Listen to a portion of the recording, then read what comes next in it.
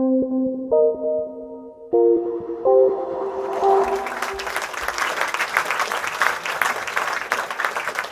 you. So unfortunately, Ulyana could not be here. She was really disappointed. She just had this once-in-a-lifetime opportunity to do some training with National Geographic, and so sends her apologies. But to make up for it, she shared a video. So we're going to actually tag team. Ulyana and I are going to kind of tag team. Let her share her story, and I'll just add some bits and pieces here and there. Let's see if the audio works first. Hi everyone, my name is Ulyana, and I am the CEO of a company called Science in the Wild, which you see in the corner here. It's an adventure citizen science company that takes people on expeditions all around the world. We're not only learning about science, but actively doing it. So I apologize I can't be there in person now as I'm doing some training with National Geographic, but thank you so much for the opportunity to talk to you today about my use of robotics in Himalayan glacial lakes. I want to stress that my work is a collaboration between many people, the Sherpas first and foremost, because I created this Sherpa Scientist Initiative throughout my time in Nepal. Many students, including high schoolers and undergraduates and graduate students, citizen scientists who are really curious about the work we're doing and wanting to learn. So that's how I kind of was able to formulate Science in the Wild from all my experiences in Nepal, starting back in 2011.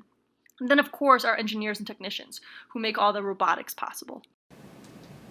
So one of the challenges, as many of you already know, is that climate change is having a real, serious, measurable impact on the Himalayas. What's happening is with the rising temperatures, these glaciers are starting to melt, and some of the fastest changing glaciers in the region are actually in Nepal. And as this melting happens, you've got glacial lakes that begin to form, and these glacial lakes really start acting as cancers that start eating these glaciers from the inside out, accelerating the melting, accelerating the flooding. So just to give you an example from this time last year, one of these glacial lakes, over the period of 24 hours, increases because there is flooding that comes in through another lake, and then this is the next morning, around lunchtime,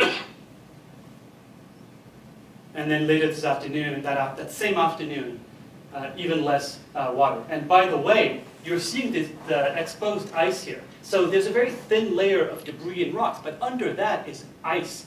And as these lakes start to lose water, that actually opens up the ice and actually then helps to, unfortunately, accelerate the mapping even further. And in that particular instance, with this glacial lake, that glacial lake lost enough water to fill not one, but 42 giant Olympic-sized swimming pools. Now, where does this water go? And this is the problem: is that these lakes are interconnected. They actually, in a way, talk to each other. So when one lake has too much water, there's a subterranean caverns where the water goes to another lake and fills up another lake, and it just creates what the villagers in the areas refer to as the tsunamis of the Himalaya. I mean, you've got these massive flash flood of literally ice-cold torrents of water that just washes right through an entire village. It's a super serious issue. This to give you an example of just scale here. You've got a person in a small boat, and again, keep in mind, about a foot underneath this rubble, this debris, is ice. And you have regular ice falls as well, avalanches into the water. That water is obviously cold. Does anybody know what this might be? What are we talking about today? Robot. All right. So a swimming robot, a surface water vehicle, an autonomous platform, which is obviously a lot safer and a lot more efficient to start collecting information on the lakes themselves. And that's exactly what my colleague Ulyana and her team of Sherpas and other scientists are racing to do. They're trying to better understand how is it that these lakes start forming, and how quickly, how do they grow, how are they interconnected, and can we actually look for signs of early warnings before these lakes start to crack and create this kind of knock-on effect between different lakes and then a massive tsunami in the Himalaya. So here's Ulyana again. The USV is off making measurements in the main basin here of Spillway Lake. We have another gorgeous day to work with. The nice thing about it being unmanned is we don't have to get ourselves in the water and the boat and get wet or potentially fall into the lake. And just like you've seen with the flying robots, it's also more efficient because you actually create the flight plans. You create the actual route that the robot's going to scan. So the reason that Ulyana and team are using these robots is to understand how deep these lakes are, how steep they are, what kind of composite materials they're made of, because I'll give you clues as to when that next crack might actually happen. And so you get this data also in real time, kind of based imagery through the sonar sensor. Here we are looking at the sonar, the depth, the side scan. Pretty cool, yeah guys? Like, yeah, right, we're freezing. And then this is the result, right? So you've actually created a 3D model of this lake and better do risk modeling thanks to this data, which is frankly not possible to collect in any other way.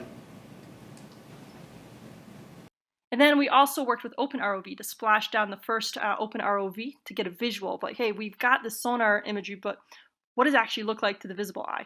And then with WeRobotics, building this partnership of getting the aerial drones, because we also need to map out the shorelines. In order to process our sonar results in the depth maps, we need really accurate lake shorelines.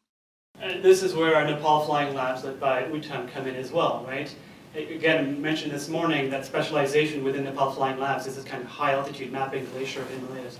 And as Ulyana mentions, they really need very accurate shoreline maps in 3D in order to do the kind of analysis that's required.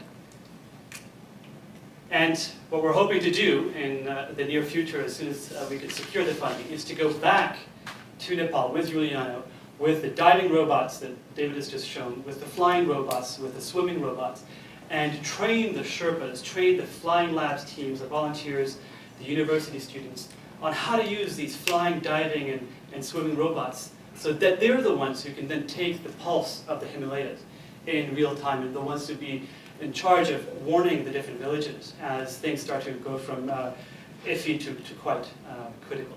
So we're really excited about this project. It brings so many different robotic solutions together in such a compelling use case with huge positive social impact as well.